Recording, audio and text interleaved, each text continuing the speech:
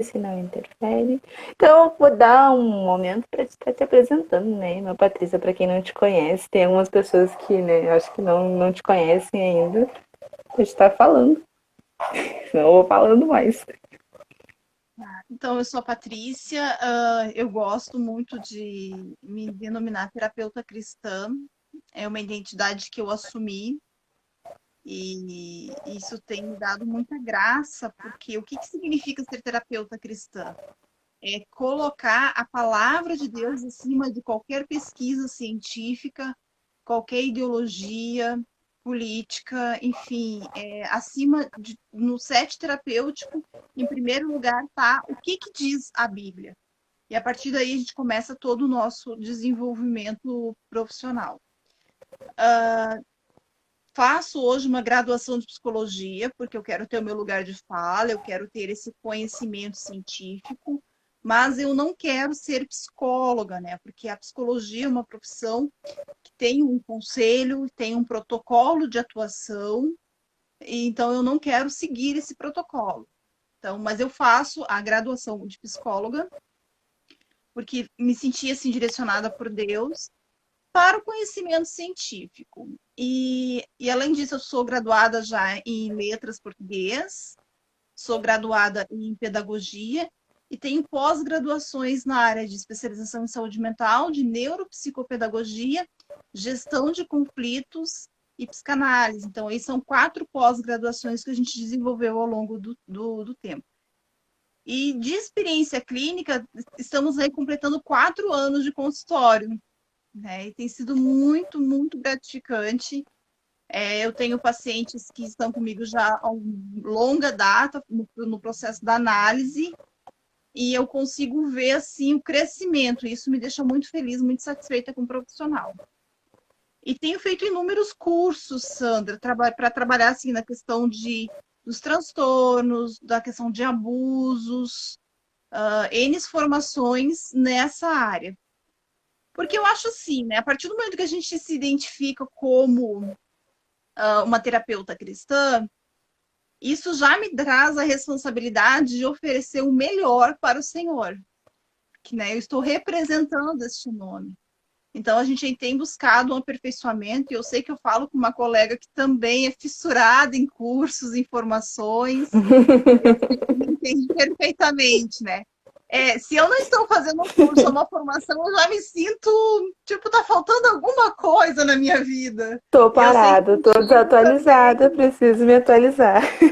exatamente, eu sei que contigo também funciona da mesma forma.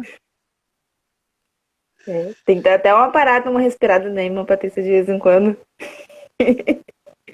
Eu não consigo parar. Eu ainda não consegui, e agora eu estava fazendo meu plano de leitura para 2021, e aí eu já determinei assim, que durante cada mês eu preciso ler né, 2 livros, né? Um sobre uma abordagem cristã e o outro sobre a questão da psicanálise e da logoterapia, que é um assunto novo na minha vida, baseada em todos os relatos do Viktor Franklin, e eu estou me entrando aos poucos pela logoterapia.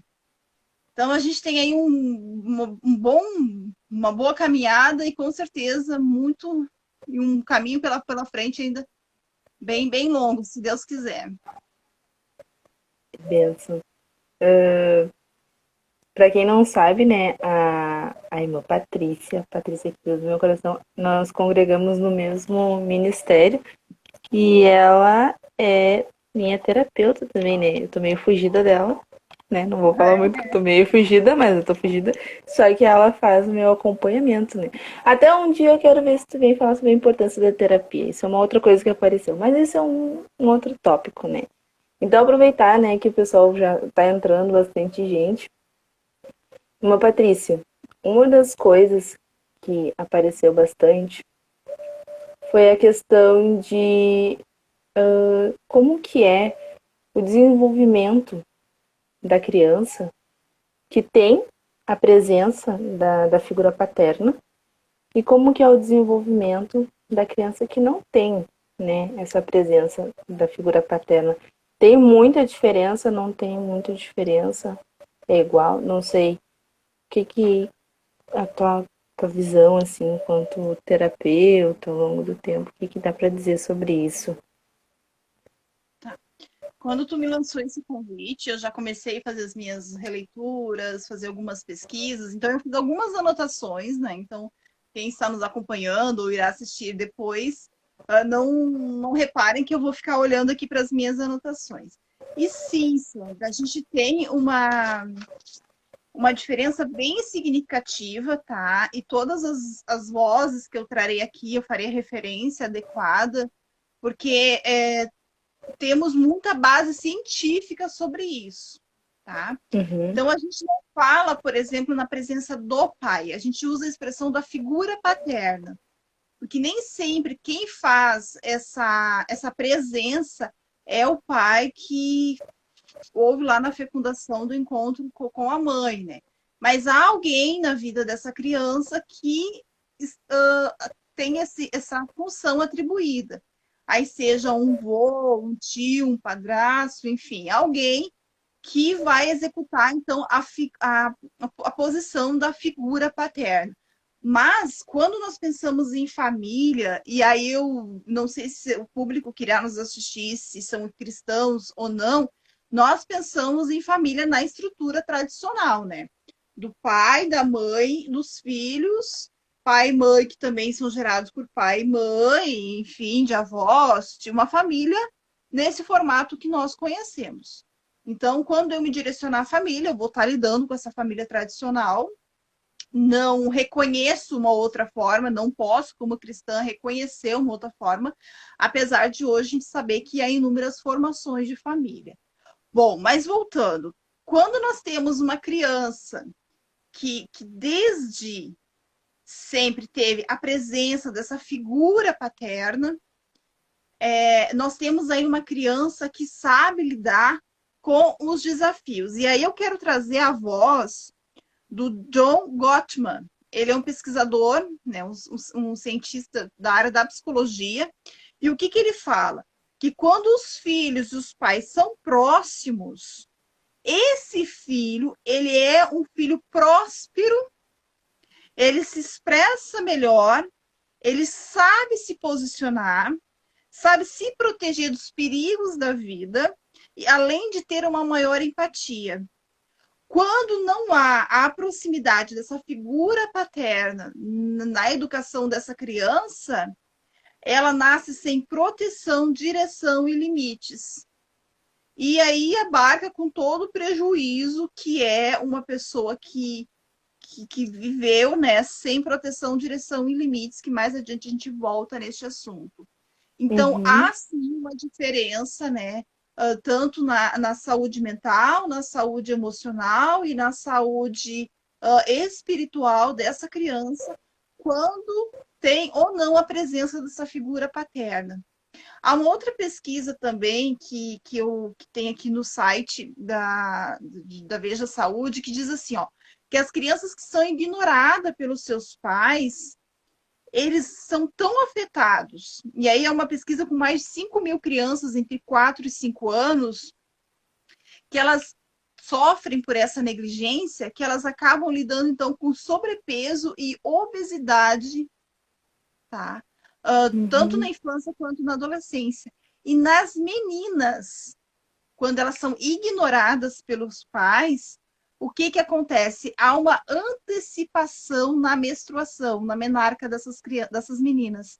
Então elas são, elas se tornam adultas mais cedo, elas menstruam mais cedo quando há então a ausência dessa figura paterna.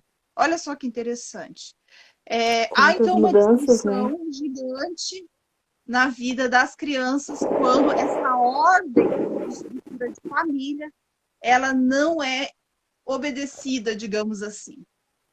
E aí eu volto a relatar para aquilo que nós cremos e que não tem como é, não dizer aqui. O que Deus faz, ele faz de uma forma perfeita. Então, a família é um projeto de Deus.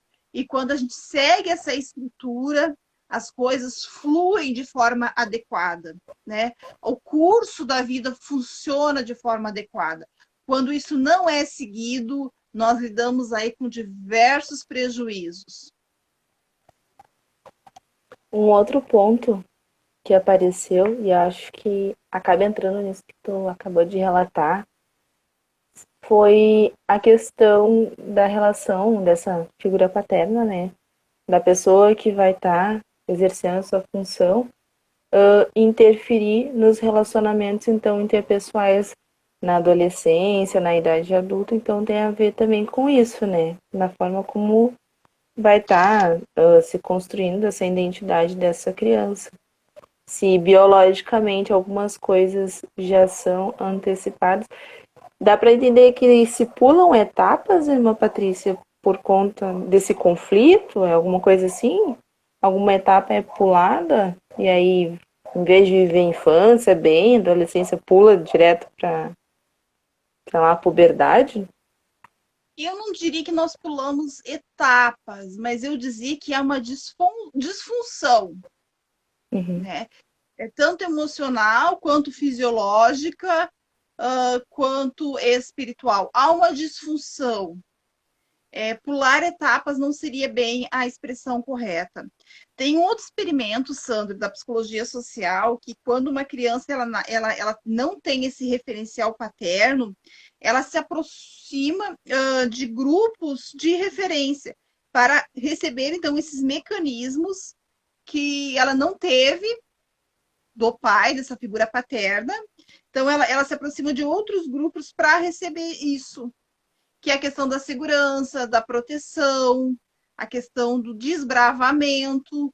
Então, são jovens, aí já pensamos aí um pouquinho na adolescência, que se aproximam de outros tipos de grupos para lidar com aquilo que não lhe teve da figura paterna. E aí a gente pensa muito na questão da influência desses grupos, né? Quem são esses grupos?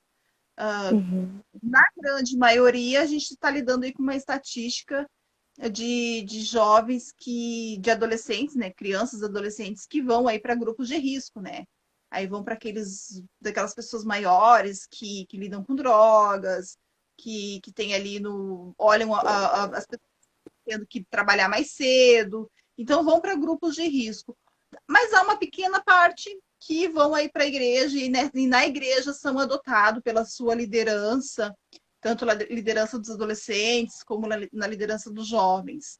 Então, sempre há algo instinto internalizado que nos faz buscar esses mecanismos que nos foi negligenciado pelo pai. Tá? Porque o pai lida muito com a coisa do mundo, tá? Do desbravamento do mundo. A mãe é mais casa, a mãe é mais proteção. A constelação familiar também trabalha muito isso, né? Então, a mãe é o lar, que foi onde aquela criança foi gerada, é o que protege. O pai não, o pai é aquele que vai mostrar o mundo, o pai é aquele que vai impulsionar a criança para essas descobertas. Então, aqui se encaixaria isso do fato. O que apareceu na enquete que eu fiz? Boa parte das pessoas que relatou que não teve a figura paterna ali, né? Não teve, ou não conviveu com o pai, ou não teve ninguém que desenvolveu essa função, também respondeu mais para frente que se sente muito insegura. É uma pessoa muito insegura. Então tem a ver com essa questão da figura paterna ali, lidar com essa questão da segurança de apresentar para o mundo, essas coisas assim.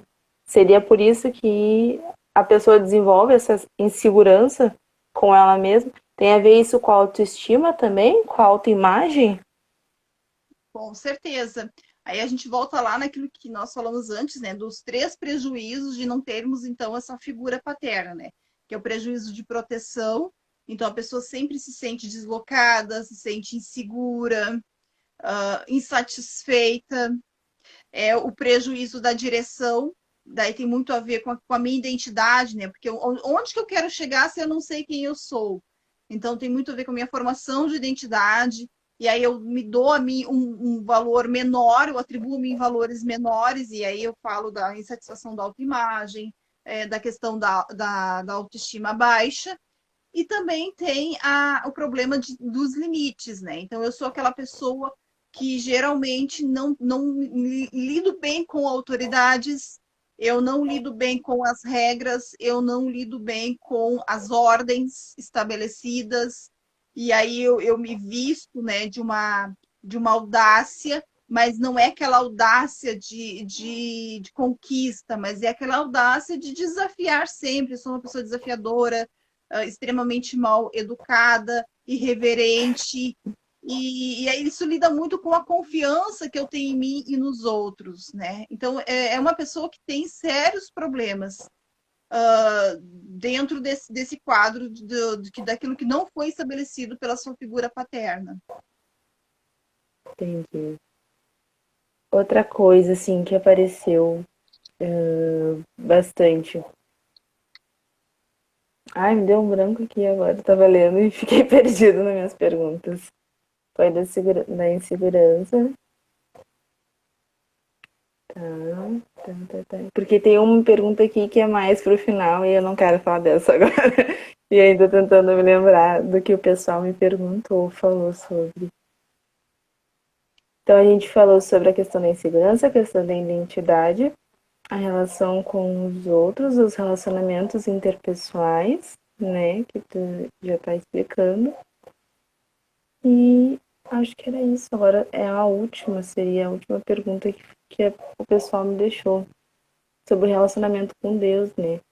Muitas pessoas falam que não tem um bom relacionamento assim com, com Deus, com base na ideia que elas têm do que é um pai, com base na concepção que eles têm de pai que abandona, de pai que deixa, e acabam fazendo essa relação com a figura de Deus como pai, uma pessoa, sei lá, não sei como é que eu vou explicar, que poderia ser dominador, ditador, que vai abandonar, que vai deixar. Então a pergunta era se teria alguma relação psicológica, social, dessa relação que as pessoas fazem da figura do pai que elas tiveram aqui com a ideia e a dificuldade de aceitar a imagem de Deus como pai e como soberano e toda a concepção que a gente tem do que é Deus, sabe? De quem é Deus. Tá? Quando a gente pensa em pai, há uma cultura que diz assim, a mãe, quando a criança já está ali mesmo sendo um embrião, por exemplo, né?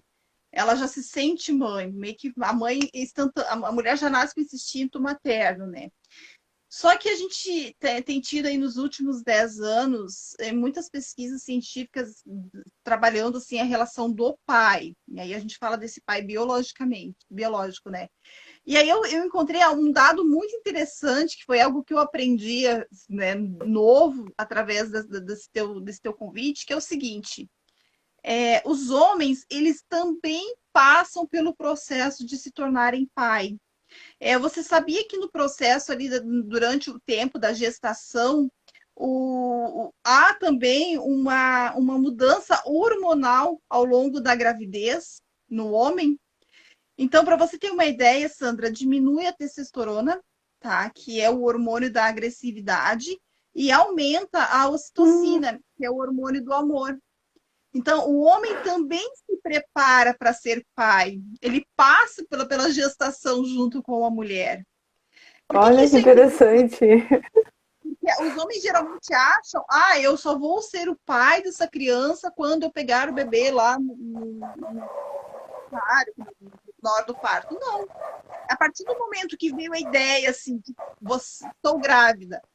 Então, até essa fala está mudando agora, né? Nos anúncios das Estamos gestações grávidos. emocionantes. Estamos grávidos. E essa frase ela é muito real, ela é muito legítima. Por quê? Porque há também uma mudança hormonal no homem. E aí, por que eu estou falando sobre isso? Porque a gente sempre pensa no pai como um papel secundário. Só que agora não. O homem não tem mais um papel secundário. Ele tem um papel ali equivalente ao da mulher, né? A gente tem também outras pesquisas que falam que a partir do quinto mês de gestação, a criança já consegue distinguir a voz do pai. Eu tenho uma amiga, não sei se ela está nos assistindo, porque ela entrou aqui. Eu tinha comentado sobre isso e ela depois confirmou que quando o filho dela nasceu, ela então estava ali naquele momento ali do parto, ela não pôde pegar de imediato o bebê nos braços, né? Ela estava sendo atendida. E o bebê chorava muito. E aí o esposo dela foi conversar com a criança, ele assistiu o parto, ele estava ali junto na sala. E na hora que o recém-nascido ouviu a voz do pai, ele se acalmou. Então, a gente também tem essa comprovação, né, tanto no empírico quanto dos relatos científicos, de que o bebê também reconhece a voz do pai. Então, por que eu estou falando sobre isso para responder a pergunta sobre o nosso relacionamento com Deus? O papel do pai não é um papel secundário. Ele é um papel de extrema importância, tanto quanto da mãe. E por que a gente fala sobre isso, então? Porque de uns tempos para cá, a gente está vendo não um posicionamento dos homens. Os homens estão falhando, né? Eu não vi as opiniões masculinas com grande com enfatização agora nessa questão da liberação do aborto na Argentina. Eu vi as mulheres se manifestando. E aí a gente teve, um pouco antes disso, um casal em que a mulher estava grávida e na hora da relação, não sei se você leu isso nos jornais, o Não, namorado e colocou um comprimido para que o aborto fosse provocado. Você viu essa reportagem? não vi essa. Então, o próprio namorado provocou o aborto e ele foi encaminhado à delegacia, prestou depoimento, vai sofrer um processo. Então, assim, os homens, eles Nossa, precisam fazer parte dessa discussão sobre o aborto, porque eles não têm mais um papel secundário. Por quê? Porque Deus estabeleceu um relacionamento de pai com filho. Então, assim como Deus tem um relacionamento conosco de pai para filho, o homem precisa assumir a sua responsabilidade de pai. Ele precisa ter consciência de que ele também fica grávido, né? Há uma comprovação científica que há uma mudança hormonal. Há uma comprovação científica que o bebê no ventre da mãe reconhece, distingue a voz do pai. Então, o que está faltando para esse homem também dizer eu também estou grávida, eu também estou gerando um filho? Sendo que quando o bebê nasce, há ali uma equivalência do que a mãe faz, qual é o cumprimento do papel da mãe para o cumprimento do papel do pai. Por que eu estou chamando atenção para isso? Porque nós não podemos mais fazer uma discussão sobre filhos só com mulheres. Nós não podemos mais atribuir a educação do filho, a orientação dos filhos às mulheres. Eu acho que está na hora da mulher se conscientizar disso e trazer o seu companheiro, o seu parceiro para essa discussão. E aí eu não vou entrar aqui, Sandra, uma outra discussão que seria sobre o feminismo, mas eu acho que as mulheres, elas que quiseram abraçar tanto isso, tanto que elas abraçaram além da conta e agora não estão dando conta. Você entende a ideia? Elas quiseram avançar tanto, elas quiseram conquistar tanto, que elas avançaram para terrenos que não lhe era designado. E aí Deus nos funções que traz não a são sua da mulher, palavra. né? E aí Deus nos traz a sua palavra que ele era o nosso pai o tempo todo. E se alguém que está nos assistindo ou vai nos assistir depois teve problemas de relacionamento com pais, foi negligenciado pelo seu pai, eu quero dizer assim, que você pode sim chamar a responsabilidade do seu pai, você pode culpar o seu pai, mas você também tem que ter uma conversa bem séria com a tua mãe, tá? E, infelizmente, eu não sei se eu vou ser depois criticada por estar dizendo isso, mas sim, você vai chamar o teu pai para uma conversa, se você tem acesso a ele. Você pode, não sei se você tem, se não tem acesso, né, se houver um caso de abandono, mas essa conversa também tem que ser feita de uma forma muito séria com a mãe. O que foi que aconteceu com esse casal para que esse pai não pudesse estar presente? Uhum. tá? As responsabilidades, elas são párias.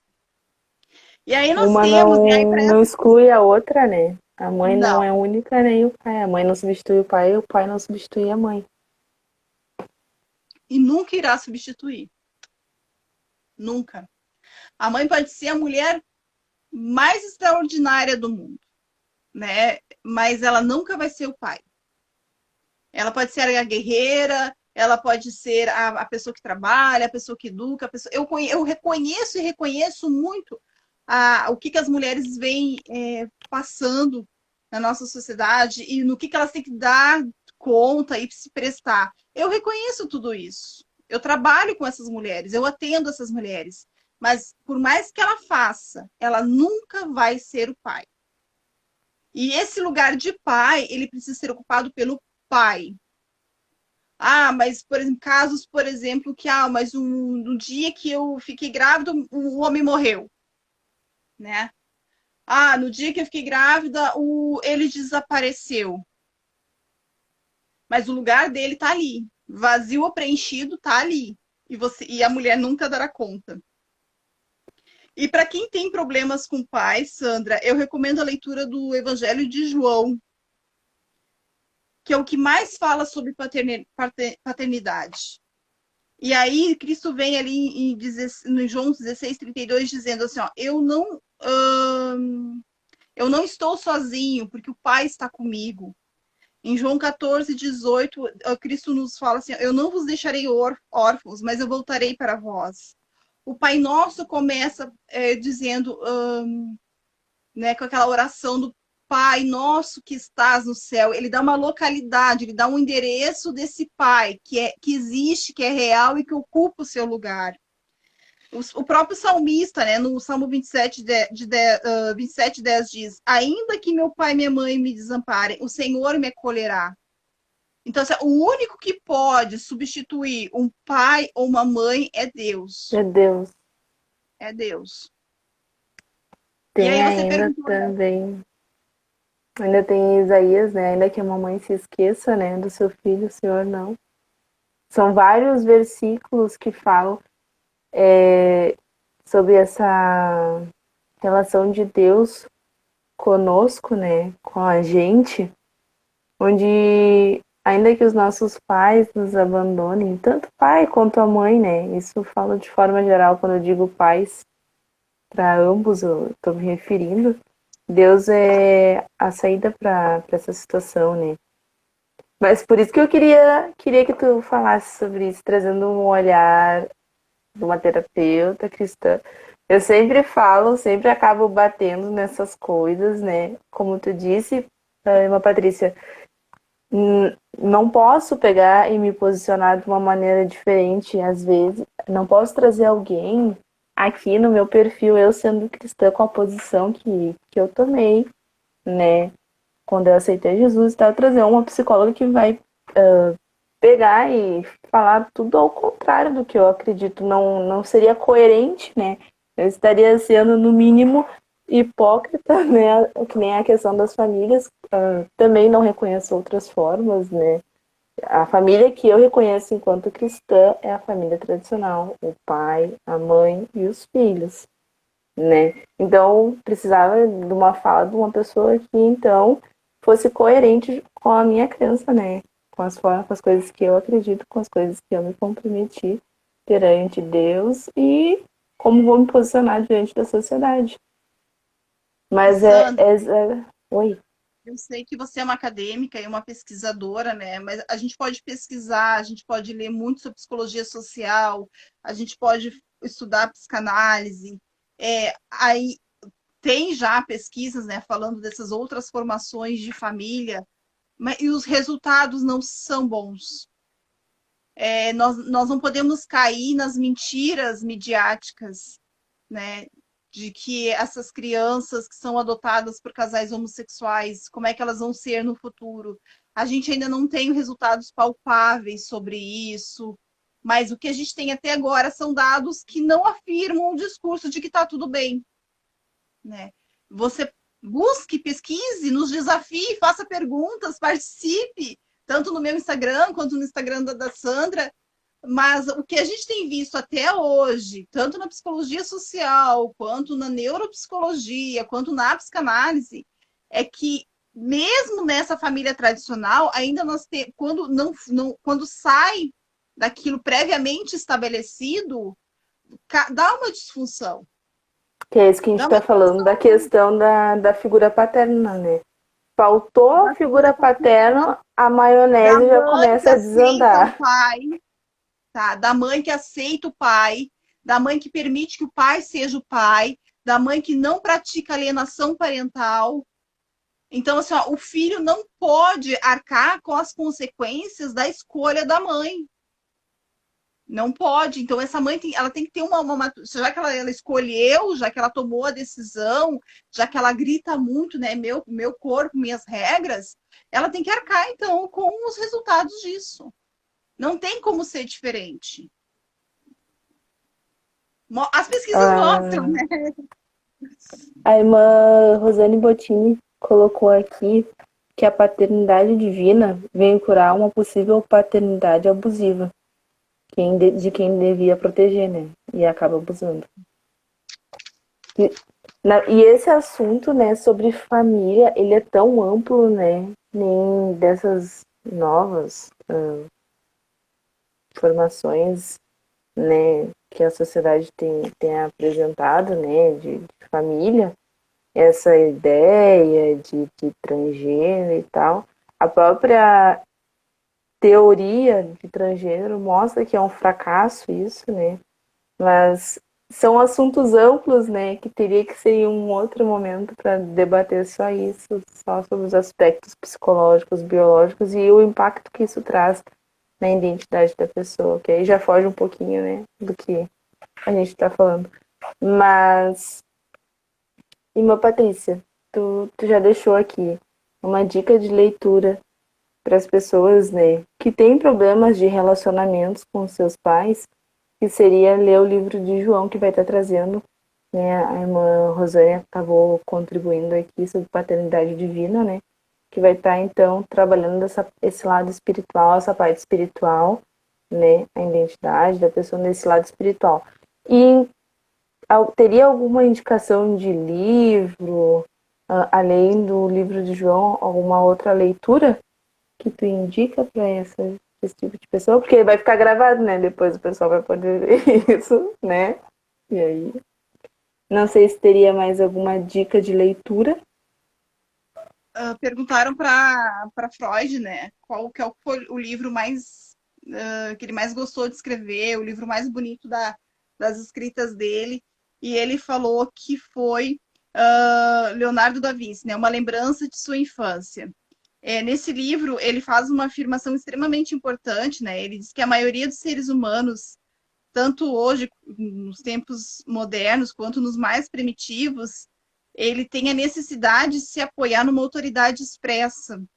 Isso é tão imperativo que quando essa autoridade é ameaçada, né, quando essa figura paterna, então ela deixa de ocupar o seu espaço, há então uma disfunção na vida dessa pessoa.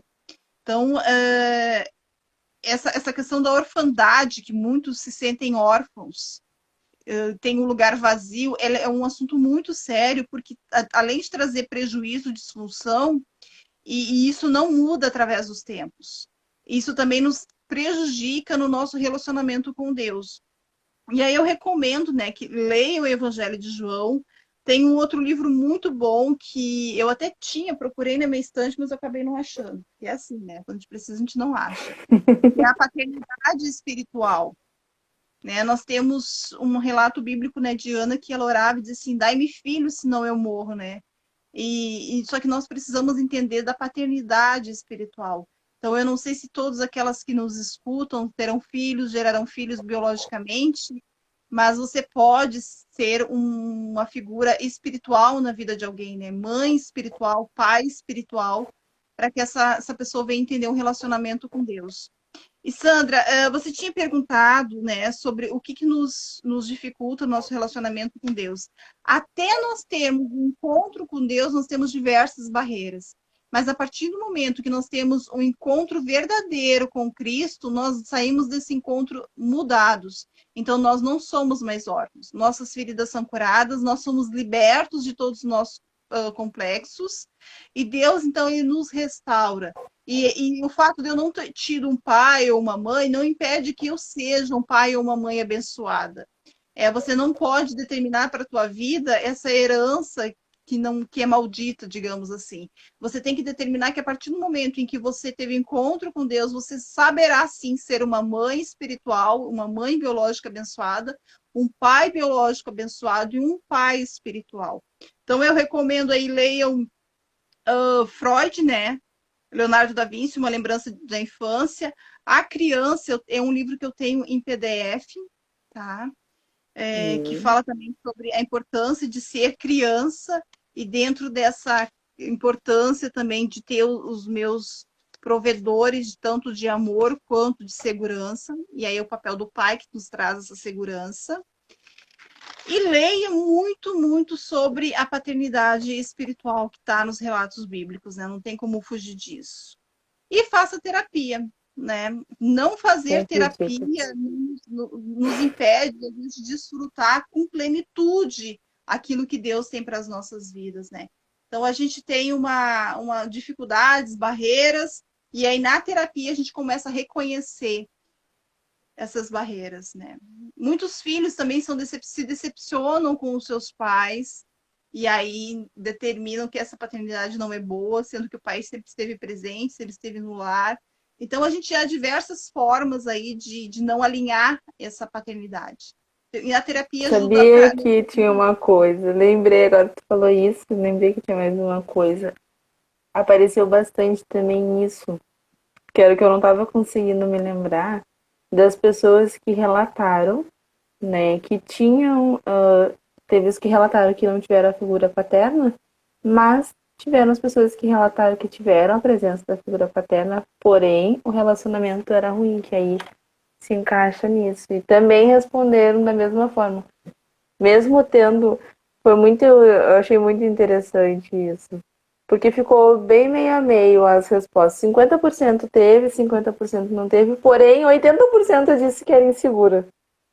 Ou seja, boa parte dos que tiveram a figura paterna ali tiveram um relacionamento meio conturbado, mesmo com o pai ali, né, ou a pessoa que estivesse exercendo aquela função, ele estivesse ali, tivesse meio conturbado, também ficou, né, meio bagunçado a construção daquela identidade ali da pessoa. E eu achei isso bem interessante. Tu vê, né, que mesmo tendo o fato de ter todos os conflitos, aí refletia lá na questão de se sentir uma pessoa insegura. Foram tão poucas pessoas que se autodenominaram como pessoas seguras que eu fiquei bem surpresa, né? Com a quantidade de gente que se dizia ser insegura. Eu fiquei, nossa, vou convidar a Patrícia para vir conversar. a gente podia fazer uma próxima só falando sobre segurança. Mas enquanto Vamos! você falava, eu lembrei muito do que a psicologia social nos traz, né? Que, por exemplo, assim, ó, quem está aí na casa dos 30, dos 40 anos, o seu pai deve estar com mais de 50. Vamos pensar dessa forma. Esse pai com mais de 50, qual é o contexto social e político da infância desse pai? Então, a gente tem aí um pai que foi criado muito na linguagem de amor dos serviços, né? Então, o pai do seu pai com mais de 50 era uma pessoa muito preocupada em pôr comida na mesa, né? Não era do afeto, do estar reunido, não, era de não, tem comida, tem casa, isso está bom, já está mais do que bom, por causa de todo o contexto histórico. E aí os nossos pais nasceram aprendendo essa linguagem de amor dos serviços. Então, assim, é muito. Os nossos pais, por exemplo, não eram aqueles que quando nós éramos pequenos, é porque eu amo. Hoje, o meu pai aprendeu a dizer eu te amo. Ele aprendeu a dizer que as filhas dele são a razão da vida dele. Ele aprendeu isso de tanto a gente trazer ele para para nossa, daí contexto, o nosso contexto social, ele é mais do amor, ele é mais, a gente aprendeu mais, a gente já estava vivendo um outro tipo de política, um outro tipo de questões financeiras, que a gente não precisava muito se preocupar com comida na mesa, porque era uma coisa muito básica, que já estava ali, né? Então, a gente pensa mais dessa forma, assim, na questão das linguagens de amor. Eu recomendo esse livro também, tá? 5 Linguagens de Amor. Porque muitas vezes o pai não é aquele que vai sentar, vai dizer que ama, vai dizer que a filha é linda, é perfeita, é princesinha. É o pai que vai dizer, e aí, já tá trabalhando? E aí, e aí, tá comendo bem? E sabe? E essa roupa? Tem roupa para colocar? Então, aí, só que a gente tem que entender que é uma forma dele dizer que nos ama. Então, entender também um pouco disso, do universo em que o pai da gente foi criado, ajuda muito, tá? Ajuda Entender muito. também o universo masculino, né, irmã Patrícia? Eu estava ouvindo o próprio pastor Humberto falando um pouco sobre as diferenças, né, do cérebro masculino, do cérebro feminino, a questão, né, do homem ser um pouco mais bruto, a mulher ser mais feminina, ser mais sensível, né? Claro, cada um com as suas, cada pessoa com a sua personalidade, com o seu caráter, com as suas características. Mas de maneira geral, tem uma forma de organização do pensar, né? Aí se tu somar a forma dos homens pensarem com o período histórico, né? Esse momento histórico, econômico, social, toda essa questão dá esse aspecto ríspido, bruto, né, áspero, e entender o outro. Isso que eu acho que é que nem. Acho não, eu penso que nem tu tinha falado. O importante também nessa situação é a gente reconhecer que se a gente tem um trauma, tem alguma coisa, a gente precisa fazer uma terapia, procurar um profissional, né? Não é feio, não é errado, né? Tem que procurar, vai ser uma oxigenação para o nosso cérebro. E às vezes são questões, não sei se eu estou certa no que eu vou falar, mas tem algumas questões que sim, foram questões dos pais, mas tem coisas também que é a forma como a gente recebeu e como a gente entende. Talvez a gente tenha que trabalhar o que está dentro do nosso interior, né, do nosso coração, para lidar então e entender que a pessoa não está querendo te causar um mal. Em algumas situações, né, a pessoa não está querendo te causar um mal direto, não é que a pessoa não se importa, não é que a pessoa não te ama, porém tem todos esses fatores que precisam ser analisados. Parece que a nossa tendência, eu vejo isso hoje, né, com mais clareza depois que eu comecei o processo. Ai, deu uma travadinha. Ai, deu. Depois que comecei o processo de terapia, eu aprendi a reconhecer isso, que nem tudo é o outro, que a gente atribui muitas coisas também.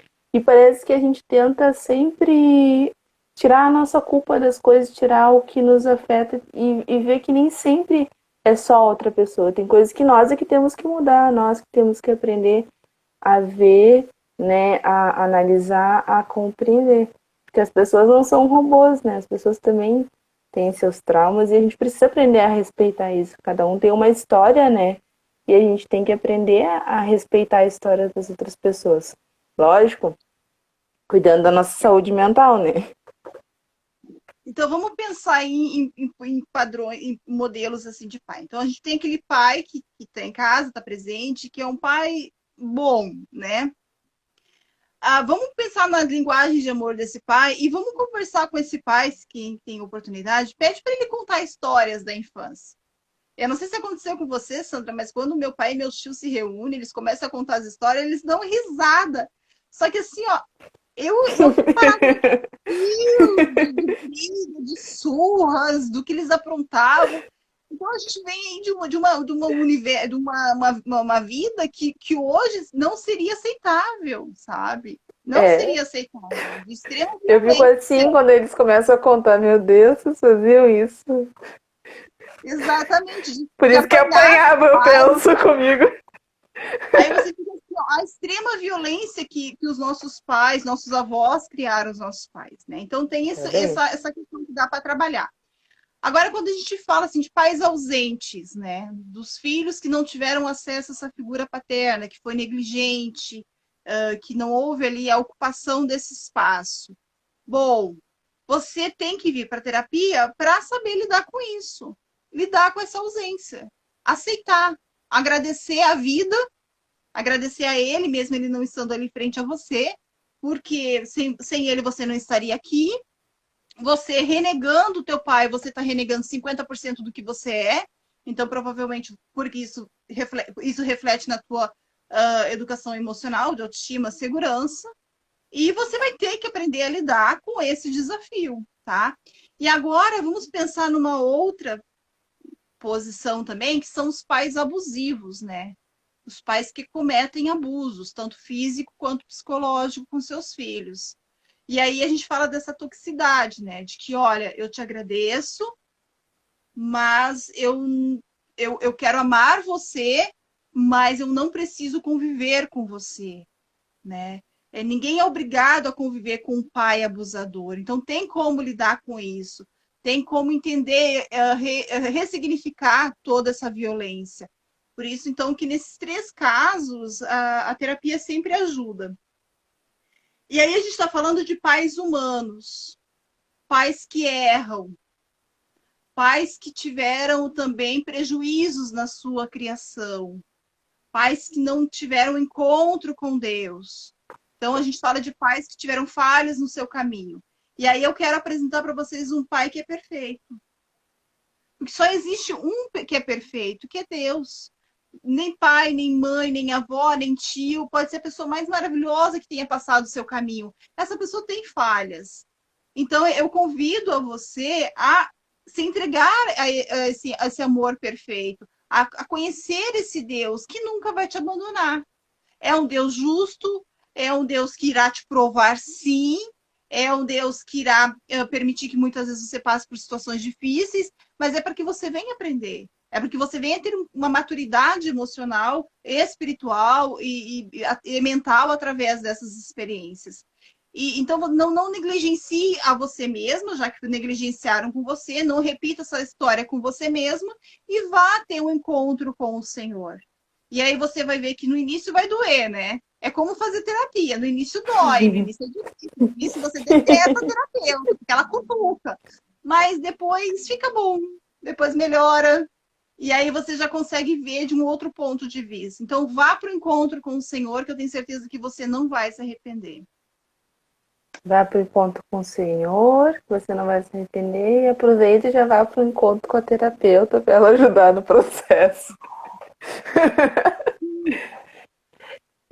Irmã Patrícia, eu acho que por hoje era isso. Eu queria te agradecer por ter aceitado o convite, né? Eu fiquei meio enrolada para fazer as artes e fazer o convite, mas eu acredito que isso vai edificar a vida de muita gente. Muitas pessoas vão ser alcançadas, né, por meio do Instagram, por meio do YouTube. Depois eu vou estar disponibilizando para ti esse material para te colocar lá no teu canal, né? A irmã Patrícia, ela tem um canal, né, no YouTube.